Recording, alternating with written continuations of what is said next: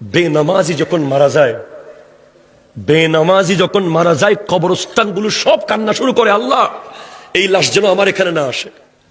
কবরস্থান আল্লাহকে বলে, আল্লাহ এই লাশটা যেন এখানে দাফন না হয়, কারণ বেনামাজির উপরে যে শাস্তি হয় কবরস্থান পর্যন্ত থরথর কাঁপতে থাকে। হ্যাঁ, আমি আপনাকে বলছি, সিদ্দিক আকবর উনি বলছেন, আল্লাহ আমি মানুষ কেন হলাম? আমি যদি গাছের পাতা হতাম আমার কোনো হিসাব থাকতো না। আমি যদি চড়ুই পাখি হতাম আমার কোনো হিসাব থাকতো না।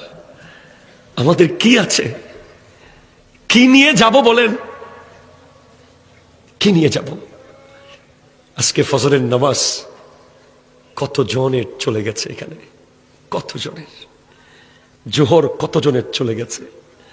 নাসিরনগরের যুবক, তুমি যদি কিয়ামত পর্যন্ত মাথাটাকে বাড়ি মারো, তুমি আর কোনোদিন 25 ডিসেম্বরের ফজর ফেরত আনতে পারবে না। শেষ শেষ। ভিডিওটি ভালো লাগলে অবশ্যই শেয়ার করে দিবেন, অ্যান্ড থ্যাঙ্কস ফর ওয়াচিং।